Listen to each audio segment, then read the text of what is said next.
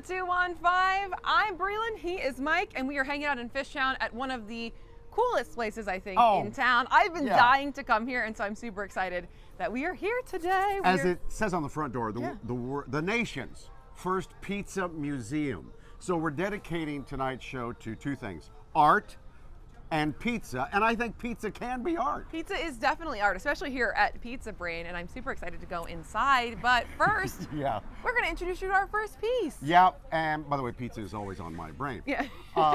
Theater is back after the pandemic, and think of all the great theaters that we have in the Delaware Valley. Bucks County, you got the Walnut Street Theater, I think it's the oldest theater in America. Yeah. The Wilma, Kimmel, well, I can go on and on and on. But have you ever been to theater in Malcom X Park in West Philly? There has sometimes been that idea around that people of color and black folks don't understand the theater, can't appreciate the theater, right? It's not something that they do, it's something for elite folks. Nah, we got stories to tell.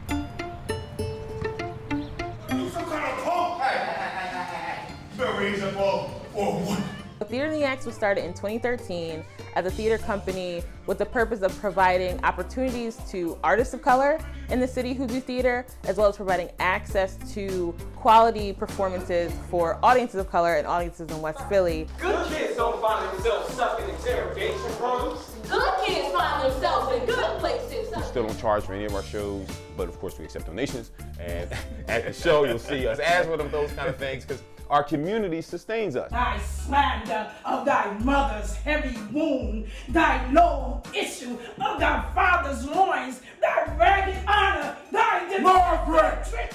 So we're working on Richard III right now. I gladly mercy.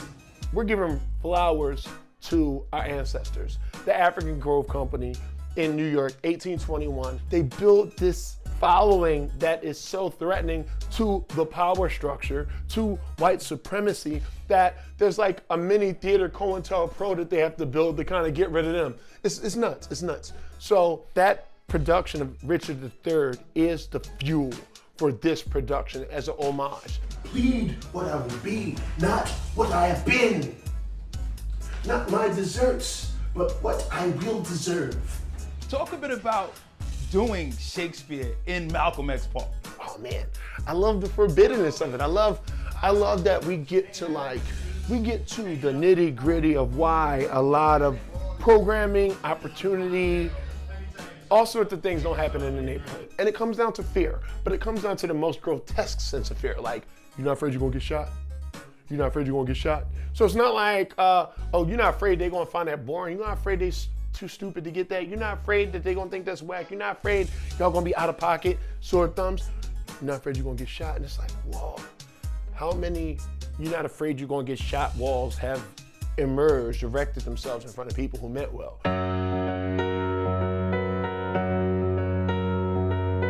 It's just cool when people come out and they really just take it in the kids. Really, it's all about the kids. And that sounds real whack. It made me sound like a politician, like a whack politician. You know, like the future of the children is really, no, but it really is that. Not only are people able to see, the show that's on stage, we have kids who are seeing the costume designer, who's seeing the stage manager, who's seeing all of those other things that are happening to put the show together. When you see people come in or walk into the park who haven't experienced a live show before, seen a play before, what is that experience like, or how do you receive that? I wish I could put that feeling inside you, right? It's like, I don't know, if you think about something you really love and somebody receives that gift or that thing that you really love for the first time, it's not quantifiable, it's immeasurable. Every summer, without fail, kids will ride up on their bikes and just kind of stop and sit and watch a little bit and then ride off. And my kind of hope is that, that's going to be what they report as the beginning of their theater interest, when they're a great director in the future.